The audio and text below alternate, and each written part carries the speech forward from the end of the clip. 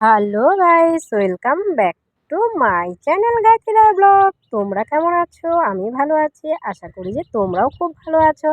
এখন আমি চলে যাচ্ছি হলাম নর্থ বেঙ্গল মেডিকেল কলেজে। এই মেডিকেল কলেজে গিয়েছিলাম কেননা আমার ভাগনার হাত ভেঙে গেছে, তো সেই দিন অপারেশন ছিল। তো তার জন্য আমরা ওই দিন অনেক রাতেই গিয়েছিলাম, কেননা আমাদের রাতেই হলো অপারেশন হবে, তো তার জন্যই আমরা সেখানে গিয়েছিলাম। আর দেখো বলতে বলতে আমরা এখন চলে আসলাম মেডিকেলে। আর এটা হলো মেডিকেলের গেট, মানে এটা দিক দিয়ে ইমার্জেন্সি সামনে পড়ে। দেখো বলতে বলতে চলে আসলাম ইমার্জেন্সির সামনে। কেননা এখন আমরা যাব হলো ওটির দিকে। এই যে আমি আর বোন চলে যাচ্ছি ওটির দিকে। আর এটা হলো নর্থ বেঙ্গল মেডিকেল কলেজ। যদিও বা রাতের জন্য তোমাদেরকে খুব একটা ভালো করে দেখাতে পারছি না। এ দেখো মোটামুটি চেষ্টা করছি তোমাদেরকে যতদূর সম্ভব। তো ওটিটা হলো একটু দূরে আছে, তো তার জন্য ভাবলাম যে একটু তোমাদের সাথেও এটা ছোট্ট করে শেয়ার করে দিই। আর দেখো এখন যেহেতু রাত, তো তার জন্য এখন ফাঁকাই আছে। আর যেই জায়গায় অপারেশনটা হচ্ছে, তো সেই জায়গায় ভিড় ছিল, যেহেতু সেখানে অপারেশনে অনেক লোকজনও ছিল, বাইরে ওয়েটও করছিল, তার জন্য সেই জায়গাটা একটু ভিড় ছিল। তো অনেকটা সময় দাঁড়ানোর পরে আর এখান থেকে অনেকটা দূরেই যেতে হয়। বলতে বলতে চলে আসলাম ঠিক ওটির সামনে। এই যে ওটির সামনে এখন আমরা দেখো এখানে অনেকেই দাঁড়িয়ে আছে। বাবা দাঁড়িয়ে আছে, তারপরে নির্মলদা, সবুদা, আরও ওখানে অনেকেই দাঁড়িয়ে আছে, লিটন ফিটন সবাই দাঁড়িয়ে আছে।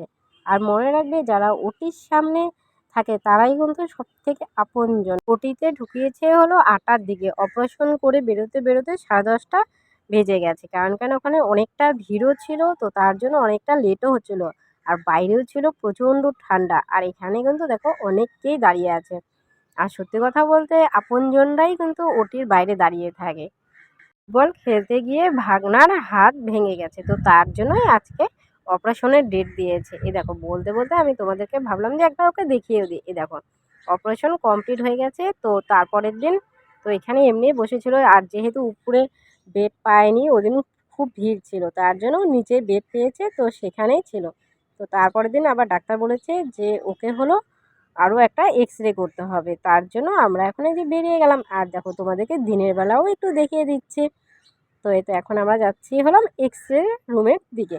আর বলতে বলতে আমাদের এক্স-রে কমপ্লিট হয়ে গেছে।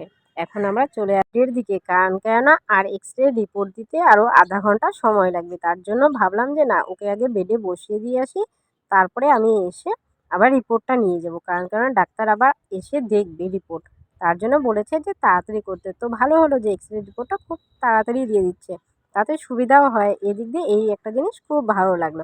আর দেখো বলতে বলতে চলে আসলো এক্স-রে প্লেট। তো বললো না, ডাক্তার বললো ঠিকই আছে। বলতে বলতে আমরা ওখান থেকে বেরিয়ে গেলাম। রাত্রি 12টার দিকে আমরা বাড়িতে এসেছি, কেন অনেকটা টাইম লেগেছিলো সেই দিন বাড়ি ফিরতে ফিরতে। এই দেখো বলতে বলতে আমরা অনেকটা দূরে চলে এসেছি। আর রাস্তাঘাট সেই দিন একেবারেই ফাঁকা ছিল, অনেকটা রাতও ছিল, আর প্রচণ্ড ঠান্ডা ছিল, আর তেমন হাওয়াও বইছিল।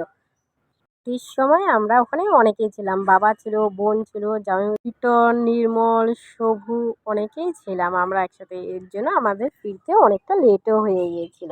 তো যদিও বা রাত হয়ে গেছিলো, ওরা সবাই বাইকে এসেছিলো, বাইকে চলে গিয়েছে। আর আমি, বোন, বাবা আর হলো ওর ঈশানের দাদা, আমরা একসাথে গিয়েছি। আর তোমাদের যদি ভিডিওটি ভালো লেগে থাকে তো অবশ্যই লাইক, কমেন্ট, শেয়ার, সাবস্ক্রাইব করো। ওকে বাই, দেখা হচ্ছে নেক্সট ভিডিওতে।